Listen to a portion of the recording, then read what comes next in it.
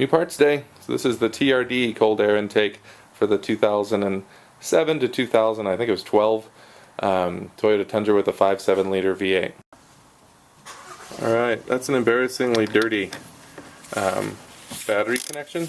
What I'm doing here is popping off the negative lead to the battery before we go taking any electrical connections off of the truck. Looks like it's bonded. Alright, it took a little bit of chiseling, but finally got that guy loose. Loose enough to remove him. So now we're disconnected the battery. I take a little rag and stick it over that lead so that there is no possibility for it to bump back into place. And I am going to clean that with just a little bit of baking soda and water solution before I put it back together. I'll show you that too if you'd like. First thing I'm going to do is pop off this engine cover. It's just got some clips that hold it on and a little rail at the back. With a 10mm socket, you can loosen these straps that are holding on the old intake, and then the other one's on the throttle body over here. And these are not tight at all.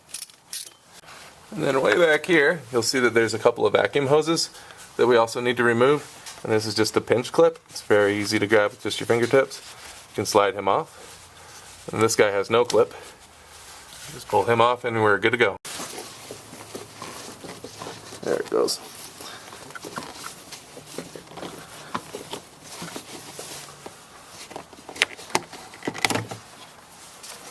There we go. Now we're going to remove the lid to our air cleaner box. And there are 4 clips. The one hiding over here. See that clip? There's one in the back of this guy here. And there's also one right here. Next to your washer fluid container. So while I'm up here, I'm just going to remove this wire harness that's holding in the mass airflow sensor's harness. There's a clip here. So I'm just going to pinch both sides of that and pop it out.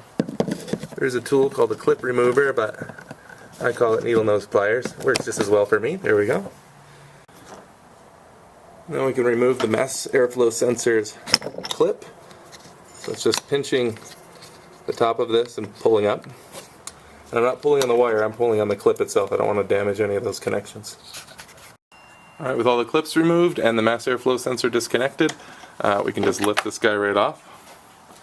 So this air cleaner in my truck was a K&N drop-in filter, but I do have the old filter, and we're going to need it too because the seal that goes around the edge of the old filter is actually going to be reused on the new one. But I'm a pack rat. I kept the box and I put the old one in the box, so we're good. Now we're going to remove a couple of 10mm bolts that are holding on the housing.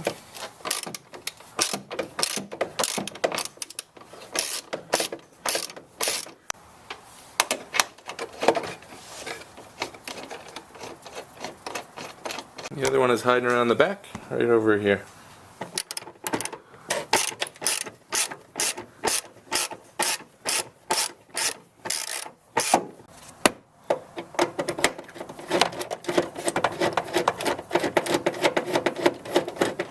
Alright. Now that those 2 bolts are free, you can see that it's loose. It's still plugged into the side of the truck, but we're just going to slide him straight out. Like that, and I can see him. I'll pull him all the way out and we can look at it on the ground. As you can see underneath your air cleaner box, it's pretty dirty after 8 years of driving it around. So I'm going to clean it up in here before I put everything back together. Doesn't that look nicer? I think so.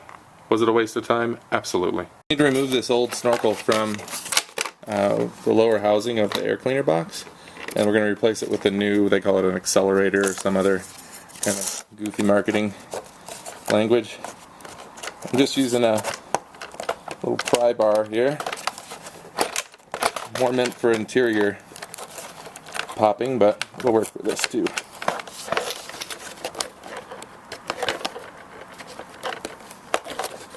It should. Dang, it's on there pretty tight.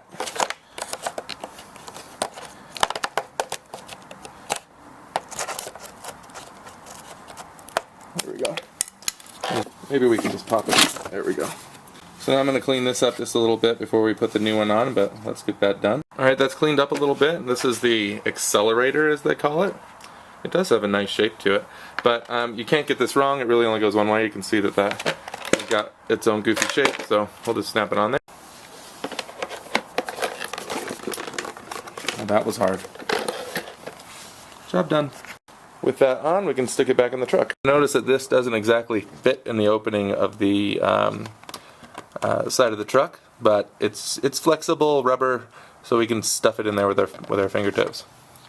It's going to be hard to film this because I think my hands are going to get in the way of your view as I try and stuff it in there, but there we go. You want to get it past that little ring, this bump out on the side of it. There it goes. Alright, we're in business. Alright, with that box fitted, we can start putting our bolts back in.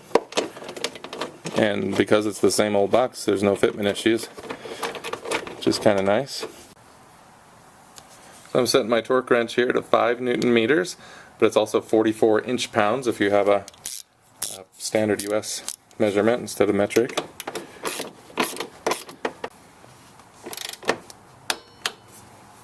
We're good there. Alright, this is my little torque wrench set to 5 Newton meters. There we go. You hear the click? Next step here is to take your old factory air cleaner box, which I hope you still have unless you bought something else. I don't know. If you did a drop and you threw this out and you threw out this gasket, I suppose Toyota can get you a new one. But I'm just removing this rubber gasket around the outside edge from it. And then we'll take that rubber gasket and place it on our new TRD part here. Just fit that like that. Put on some of the corners.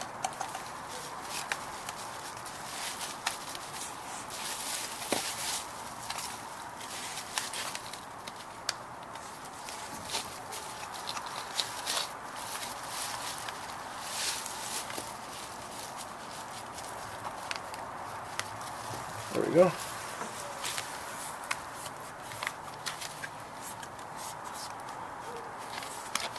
It just snaps into place. Why they didn't include this from the get-go for $400, I don't know. Cheap bastards. See, this is in kind of at an angle, the way that it's laid out, but it says TRD on top of it. You can see that, and that just faces you, so it's kind of easy to figure out as you drop it in. So there you go. Alright, now we're just going to make a little lubricating solution for that rubber grommet. So this is just 1 cup of water. I'm going to put about half of it in there. I'm going to take 4 drops of dish soap. It's 1, 2, 3, 4. I'm going to mix in the rest of our water. We'll give it a quick stir. Have a fork handy. And we'll use this to lube up that rubber grommet before we install it. I wanted to give you a quick look at the difference between the factory lid and the new TRD one. It's got quite a bit more room inside of it. This is the little rubber grommet we need to install in that opening. They tell us to make that little solution of 4 drops of dish soap with 1 cup of water to help lubricate it when you're installing it. I'm just going to blow it out so there's not so much moisture on it. And we'll just fish them into place.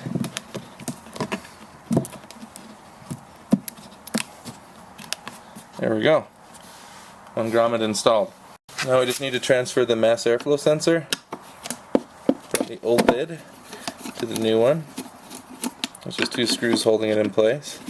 And be real careful with this sensor. I don't think it's inexpensive, like most Toyota parts.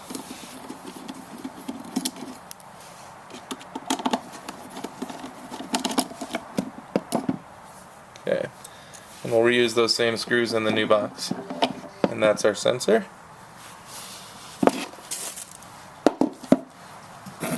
This is our new box. I'm just going to take that sensor and slide it right into the new box. And then put those screws back in the same position that were in before.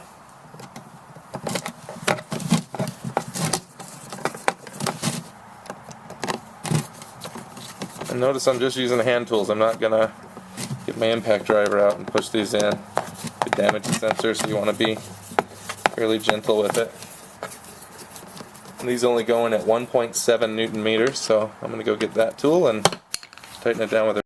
Okay, if you're crazy like me and you want to want to use your torque wrench to set these screws to the 1.7 Newton meters that they're requesting. I just have a Phillips head bit here, and then I have a 1/4 inch socket, and the Phillips head fits into that 1/4 inch socket, and then onto my torque wrench, and then I have my torque wrench set down just below 2, and then I can use my torque wrench to set these screws at their proper torque setting. And because I am crazy and anal, that's what I'm going to do, and there we go, that one's torqued. But we have the mass airflow sensor back on the lid. We can go ahead and install it in its permanent residence. Get them lined up just right. Now we can put all of our clips back on.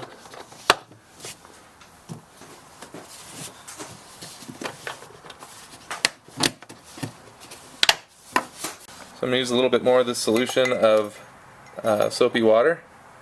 Get it on the end of our little gauge here. And then we're going to insert that into that rubber grommet until it's all the way seated. There we go. With that all installed, we can go ahead and reconnect our mass airflow sensor. That was tough. And then there's a little spot for you to plug in that wire harness connector that we disconnected earlier. So now that's all connected the way it needs to be.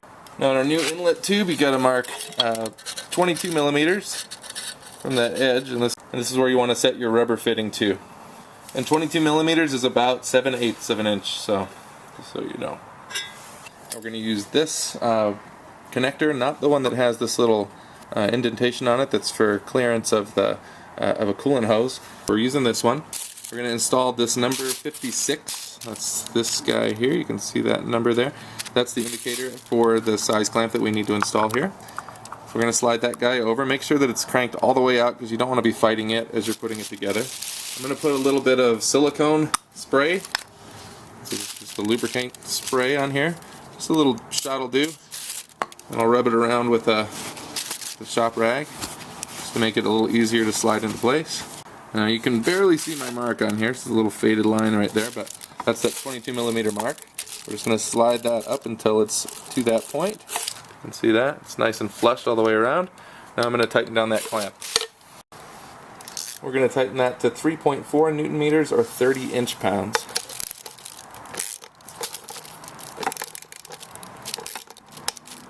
There we go. So now we're going to install that other rubber fitting onto the throttle body.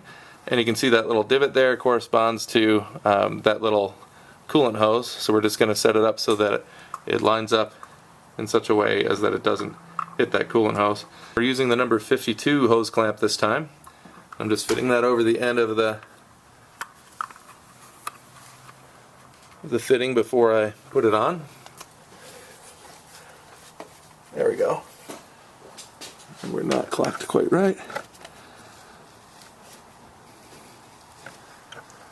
Alright, so you can see I just clocked it to where it's clearing that hose.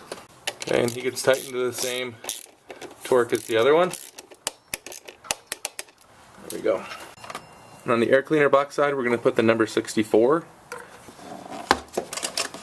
There we go.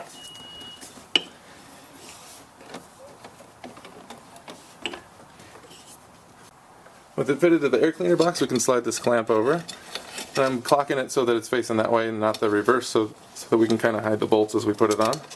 Alright, in order to make this fit a little bit easier, I'm going to pop off all the clips that are holding the box on. That'll help me move it around a little bit more to get that throttle body connection made. Okay, now I should be able to pop this up, fit it into the throttle body's gasket, connector fitting there. Now we have to orient it to where it fits without putting a bunch of stress on those clips. What I mean by that is kind of twisting this until it lines up nice and sweet and sassy. Oops. Let my air cleaner loose. Okay, then once you have it oriented correctly, you can slide that other hose clamp over and start tightening them down. Reinstall the clips that holds your air cleaner lid back on. Now we can reinstall our vacuum hoses. Put that little clip back on.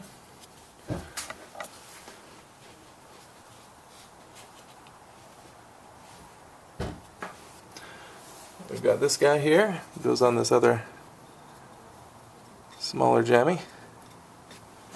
There we go. Now we can tighten all of our clamps down to 3.4 Newton meters.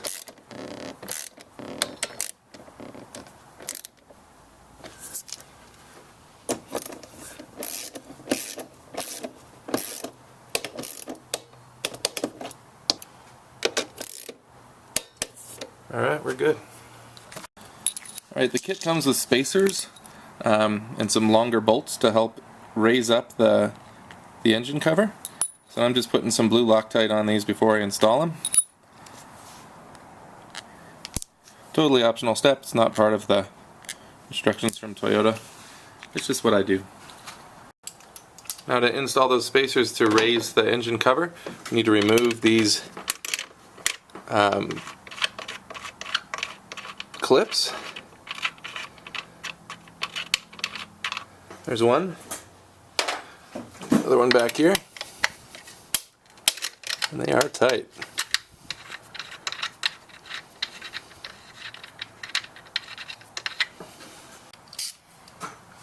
Alright, now I've got to get way back there. Actually going to climb onto the front bumper. It's crazy, but I don't know how else to do it. Take those two off. Alright, so now I've got these longer bolts with a washer and the spacers that came in the kit. And we're going to slide the spacer underneath this rail, like so. We're going to slide the long bolt with a washer through it, like that. I'm going to fish that guy into its port and just get him started with finger tight. I'll do the same thing on this side.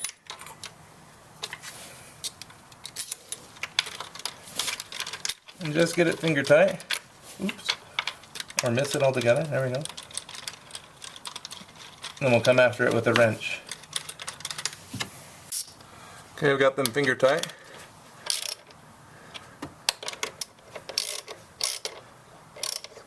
I don't want to over tighten these, but we did put some blue Loctite on them.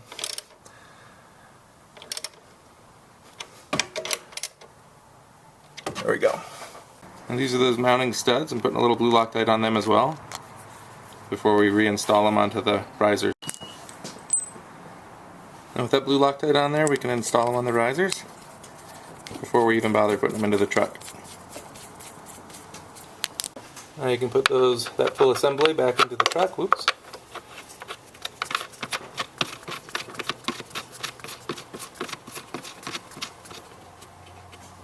And we can tighten that down with our handy little 10mm wrench.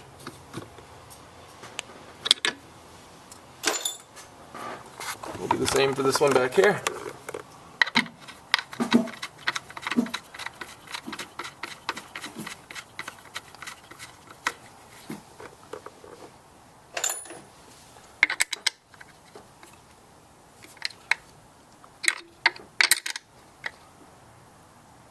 There we go. And all that work just to put a piece of plastic back over the motor. Dumb, but whatever. Here it comes. There we go. Stick him back over those. Snap them into place. Alright, I guess I get it. It looks kind of cool like that. And we didn't have to cut it, so that's nice. So before I put this back together, I wanted to clean off the battery terminals. I'm just using a solution of like 75% baking soda and 25% water. And then I just have an old toothbrush that I'm using to stir that up. Then I'll scrub that with that baking soda and water solution and put it back together. And you'll see it just fizzes and eats this shit off of there. And yeah, this is an old power toothbrush. It's just about dead, but power toothbrushes are rad for this. And that's our battery terminal cleaned up and hooked back up. I'm kind of done talking. Let's go for a ride.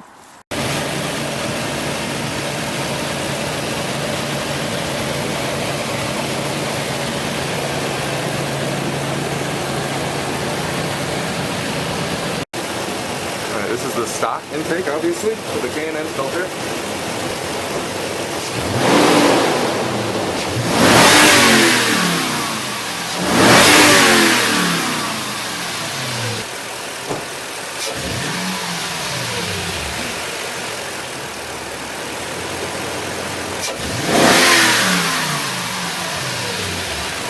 This is the stock intake.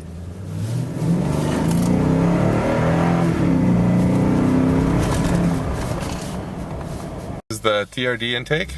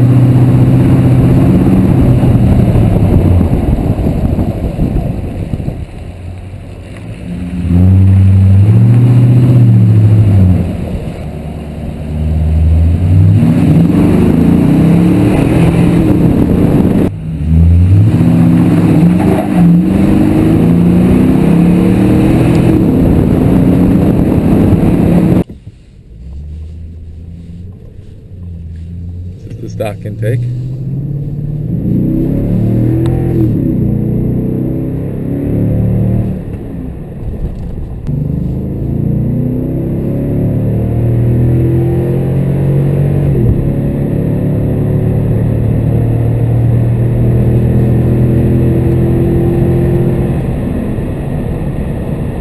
It's 80 miles an hour. Here we go, kids. Hang on to your butts. A little wheel spin there, I think. Well, it's pulling a little harder. Well, shit, I did notice. Maybe it's mental, but I think that pulled a little harder. That's bizarre. I honestly expected to tell you I didn't notice anything, but I felt it in the seat of my bum.